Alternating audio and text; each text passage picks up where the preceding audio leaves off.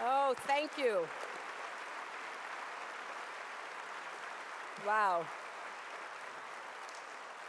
Thank you so much. It's great to be here tonight and look out at this huge crowd and see how much money has been raised for Cure.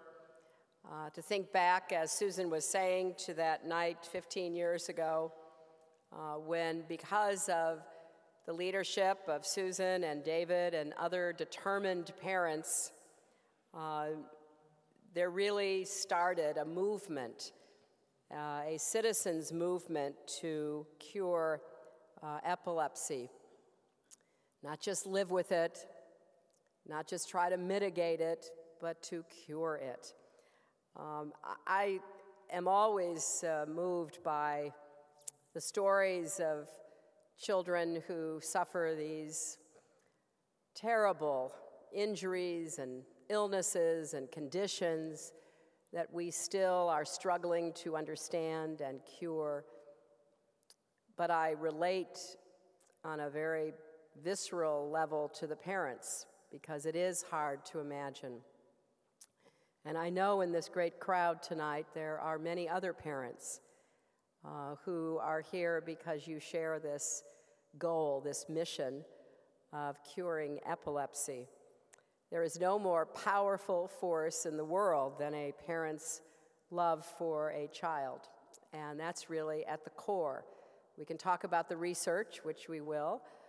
We can talk about all of the incredible professionals who are dedicated to achieving the mission of Cure, but the real force at the core of Cure is love. And it's a love that really is overwhelming in its commitment and its passion. And for the Axelrods, that love is in the form of Lauren. And Lauren, their daughter, has been the driving force behind their own personal commitment. She was, as many of you know, only 7 months old when the seizures began, and then for 18 years, Susan and David and their sons and other family and friends saw the excruciating struggle that Lauren had with the seizures and with the side effects. Today, as you'll see in a minute with the choir that will perform, she is blessedly seizure-free. David brought her to see me at Wrigley Field, which, you know, for many people is a shrine that deserves the kind of attention that it has been given despite its failure ever to reciprocate. But David brought Lauren to see me about a year ago, and we had a chance to talk about her life and what she was doing. And so I felt like in some ways the circle had been fulfilled, that this little girl who had inspired her parents to bring about this amazing organization and enlisting all of your help was perhaps its greatest example of perseverance and determination. So I think on behalf of all of us, we want to thank Susan and David and Lauren for all that you have done on behalf of curing epilepsy. And this dinner is by far the largest. It helps that it's in June, not January. And it helps, too, that our understanding of epilepsy has advanced so much in just 15 years. We've come a long way together. Back in '99, I think the Axelrods well knew that they were, in effect, entering uncharted territory. They would have been the first, as they often did, to say that they weren't scientists and researchers, they were parents. And they wanted to know what more could be done, and they wanted also to force epilepsy and the entire syndrome it represents out of the shadows and into our national consciousness, to set that ambitious goal of not just treating and managing, as difficult as that was and remains, but preventing and curing. That was Susan's dream, and it did become the mission.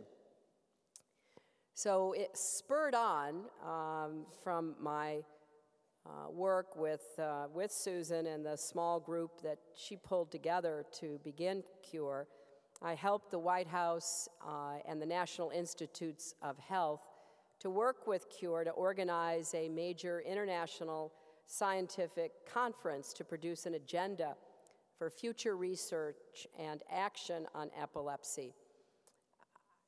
It seems easy to say that, but I can remember that there hadn't been any kind of real attention like that brought to epilepsy.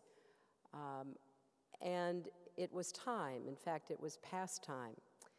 And a number of us, Herb Kohl was a great champion, banded together in the Senate when I served on behalf of New York to acquire more funding and more support. But all along the way, CURE was at the forefront, raising now much more than $26 million, funding more than 150 projects in 11 countries, providing seed grants to scientists, pushing the boundaries of what we know about epilepsy, developing new therapies, and documenting the biomarkers that are linked to the condition. In fact, I think you had a chance to hear from Dr. Dixon Salazar and to see the short film about her research. We are now at a point, because of the mapping of the human genome and because of breakthroughs in brain research, that for the first time we can really begin to unravel the mystery of epilepsy. And I hope that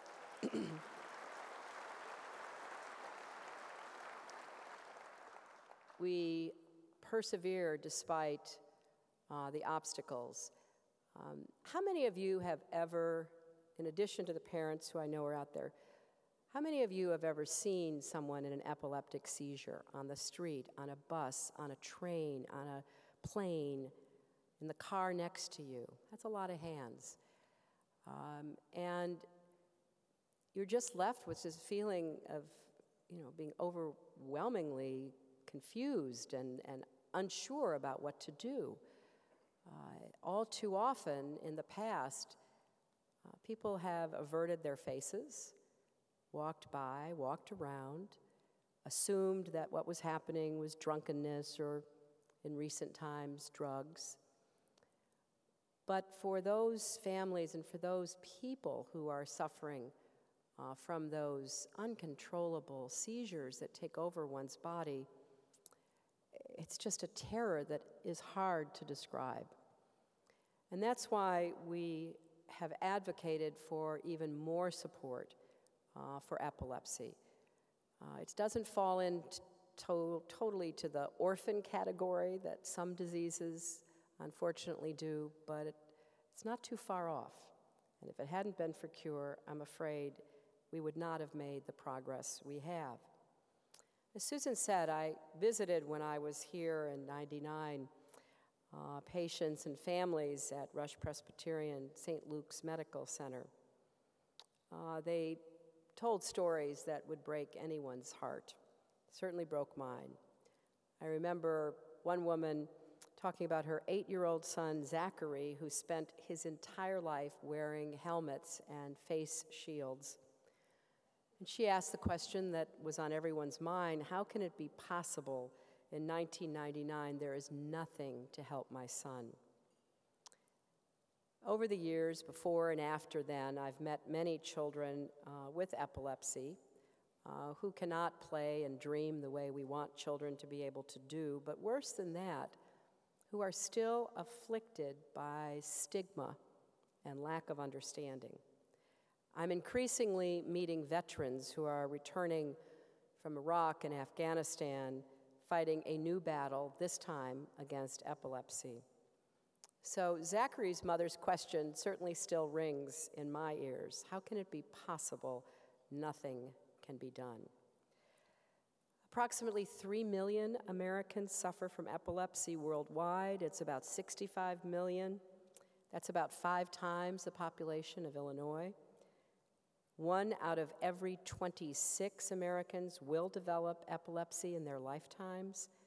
Each year, at least 200,000 people are diagnosed and some 50,000 die from seizure-related incidents.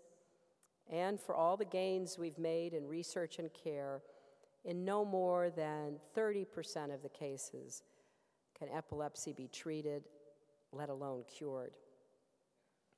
We also are well aware of the developmental delays and brain damage that affect children and young people that will last and impact them for the rest of their lives. They're at special risk for learning problems. They fall behind in language development, reading.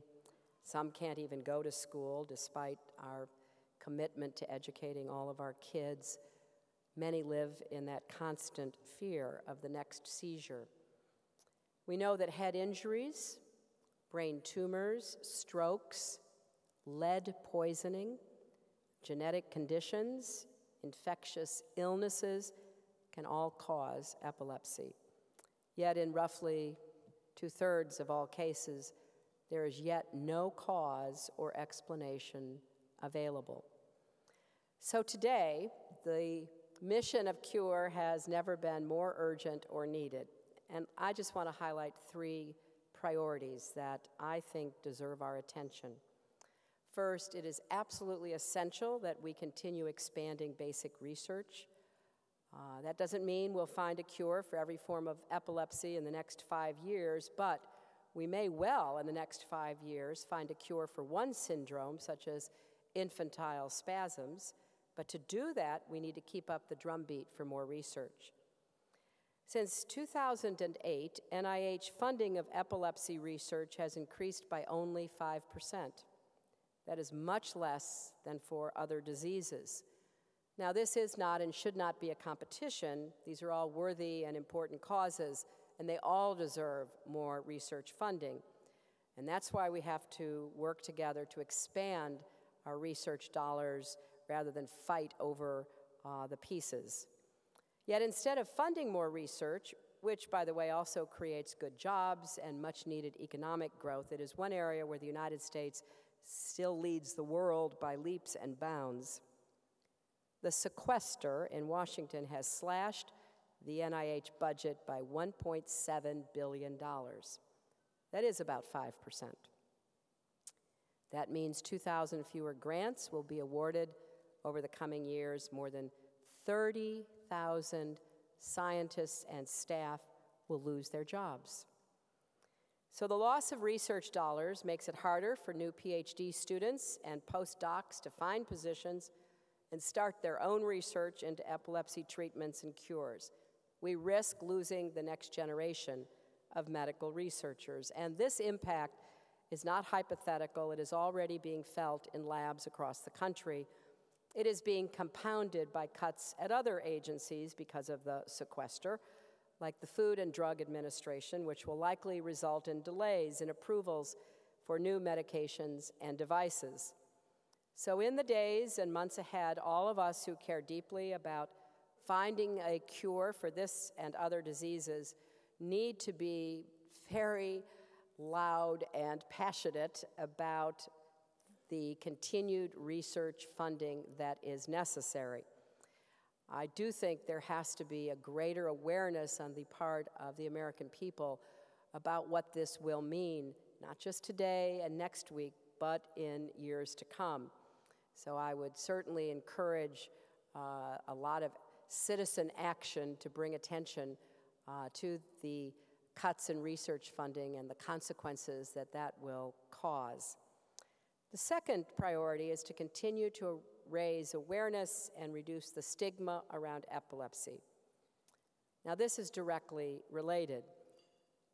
Ask yourself, why do you think epilepsy lags so far behind other diseases in research funding, even as it affects millions of Americans, and will, with the aging of our population, affect even more? Why is it that We still have to fight to get epilepsy on the national radar. Well, the sad but unmistakable truth is, despite the tremendous efforts of everyone in this room, many Americans still don't understand the terrible toll that epilepsy takes. They never see the endless array of drugs, hospital trips, CAT scans, blood tests, surgeries. They don't feel that stigma of the social exclusion that kids and their families feel. They don't really understand the pain of stereotyping, the damage as much to one's spirit as the seizures damage the brain. Now, CURE has really worked hard to bring that to everyone's attention. But all of us need to keep speaking out, telling your stories, making it clear that this is a disease, this is a condition that needs to be addressed, and it is one that will not be cured if we keep turning away from it. We've seen this process work when it comes to other diseases. First, they are shrouded in mystery and silence, then the myths and the stigmas take hold, but then people begin to understand. But I've rarely seen it happen without concerted public action. You remember how great it was when Betty Ford actually talked about breast cancer. I can remember growing up in Park Ridge when my mother's best friend across the street came down with this disease that nobody ever talked about, and a few months later was dead. Or think about HIV/AIDS and how stigmatized the disease and the people who carried the virus were, until there just was this drumbeat that forced people to say we have to do something about this. So we have to continue to humanize the disease, stand against the stigma that still surrounds it, and dispel the myths and stereotypes. No parent should ever have to wonder whether epilepsy is something that is acceptable to talk about, or whether she should seek help for a child that is suffering, but everyone is turning away from her. Third, our veterans are developing epilepsy at an alarming rate. Traumatic brain injury, the so-called TBI, is the signature injury of these wars. Out of the more than 1.6 million men and women who served in Iraq and Afghanistan, an estimated 320,000 will suffer from TBI. For many of them, epilepsy will follow. About half of Vietnam War veterans with penetrating head injuries developed epilepsy within 15 years. And researchers expect as many as probably 100,000 or so veterans returning from Iraq and Afghanistan also to develop post-traumatic epilepsy. When I served on the Senate Armed Services Committee, I was very taken with the cause of these veterans and sponsored legislation to improve TBI diagnosis and care, and to support efforts to establish centers of excellence set up at 16 of these centers, and the continuing work to establish a national system of care and education. It's great that the Department of Defense is now actually investing research dollars in epilepsy. We had a real moment of accomplishment back in the 90s when we got DOD to invest some money in breast cancer. Well, now DOD is investing money in epilepsy research. The VA now treats 85,000 veterans with epilepsy. And what's important to recognize is some of them only became symptomatic years after their brain injury. And I think that's important because we know how much a lot of our veterans are suffering. The rate of suicide, self-medication with drugs and alcohol is alarming. And some of it is because, very frankly, they're finding it hard to get explanations for what is going on. They may not yet have seizures, but they are feeling and experiencing all kinds of unexplained problems, and then all too many of them are suffering from the trauma of epilepsy as well. But despite this progress, inadequate funding and bureaucratic red tape still hampers this program. Too often the focus of traumatic brain injury does not yet expand to epilepsy. Databases are not synced. Veterans fall through the cracks. It's just not acceptable. Susan talked earlier about the struggles of Army Captain Patrick Horan, who survived being shot in the head in Baghdad in 2007. Tragically, his story is all too common. With the support of his wife, Patty, he worked incredibly hard to relearn how to walk, talk, and write. Then 4 months after his injury, the seizures began. Patty said she'd never been more frightened. She thought he was dying. He wasn't, but he was suffering from post-traumatic epilepsy, which made his rehabilitation so much harder. He's experimenting with medications, hoping for progress, praying for a cure, a prayer that all of us join him with. So I think tonight is both a celebration about how far CURE has come, a recognition of the importance of CURE's work, the absolute vitality of its mission to find a cure for epilepsy. And it's a great turnout this evening here at Navy Pier that all of you are here, but I would ask you not to forget why you came as you leave tonight. I would ask you to talk to your friends, your colleagues at work about epilepsy. I'd ask you to reach out to people you know who might not be here tonight, might never have heard of CURE, but who could be supporters as well. It's very important that you support this work because I do believe we may be entering, if we are willing to fund it, a period when we can make so many breakthroughs in this and other diseases. So thank you for supporting Susan and David and Lauren.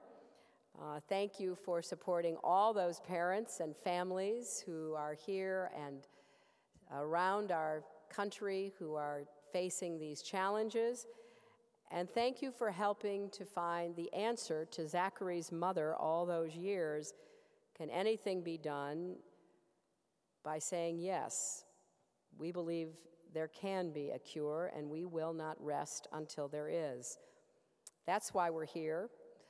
That's why we care deeply about what CURE does, and that's why we will continue to support this mission, which is so critical to so many around our country. Thank you all very much.